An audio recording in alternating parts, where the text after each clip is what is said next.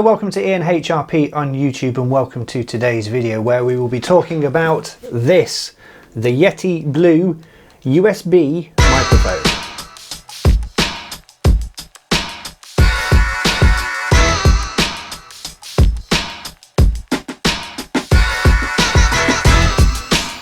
Welcome along then to today's video. This is what we're going to be looking at. It's the Yeti Blue USB microphone. I picked this up. This was a manufactured refurb version, although to be fair you couldn't tell. It looks perfect. There's no marks, nothing at all, so it looks absolutely perfect.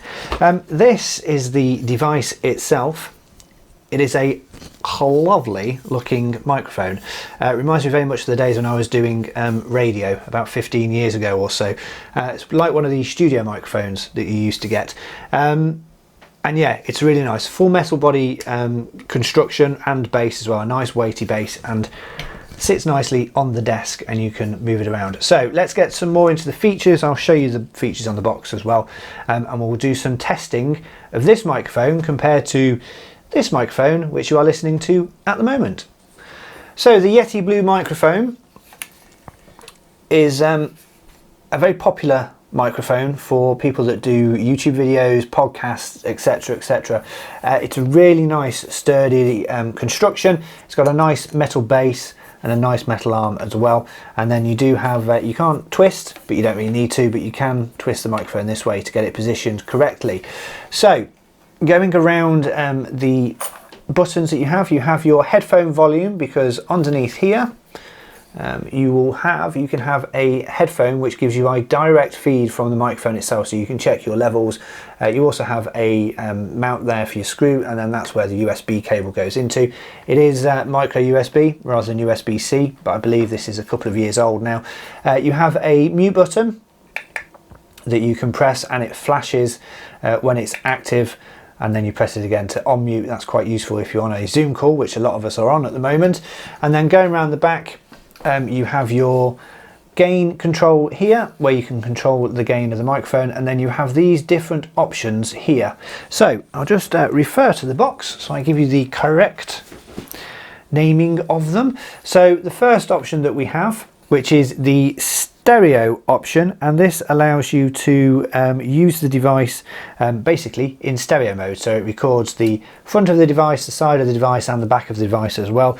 Ideal for vocals, choirs, instruments, etc like that. The one that I will mainly be using, and most people that use this for voiceover and volume, voiceover and podcast etc will be using, is the Cardinoid, if I'm pronouncing that correctly, which basically limits to the front of the microphone. So if you can think of a box like that, it picks up from there. So when you're speaking directly into it, it doesn't pick up any noise on the background. I'm getting all twisted, let me untwist. The third option we have is the omnidirectional, which is the solid round circle, and again this allows you to use it so it basically picks up from everywhere, which is ideal for conferences, etc, stuff like that. And the second one is the bi-directional, the last one is the bi-directional, which allows you to have front and back. So if you're interviewing someone for a podcast or a video, etc, you can put this on the table. So it'll pick up voices from this side, the rear, and also the front, but it won't pick up noise and on the microphone from the left and right direction as well. So what I like about the Yeti microphone is the fact that it is a USB connection. Thank you, phone. So you can just plug it into your computer. Any computer with a USB port will work. It's a micro USB, as I said earlier, to a normal USB 2 port. You can plug it in, Windows will detect this microphone, and then you're ready to go. One of the things that did happen with me, might just be my computer, is when I plugged it in, I lost all volume on my speakers.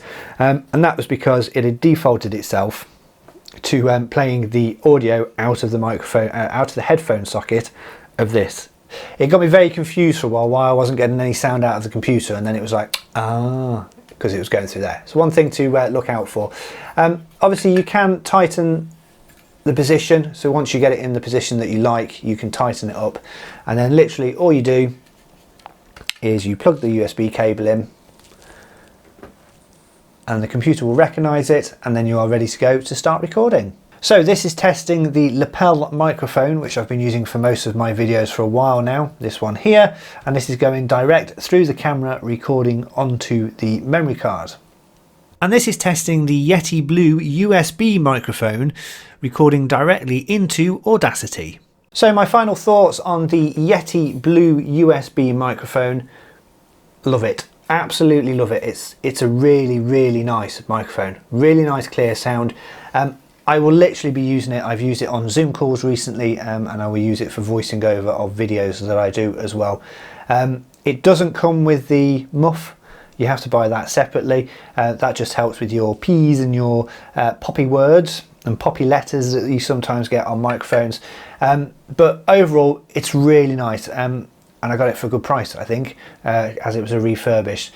But yeah, I'm really happy with this. It does a really nice sound on the voiceover, and a really nice sound when you're recording audio as well.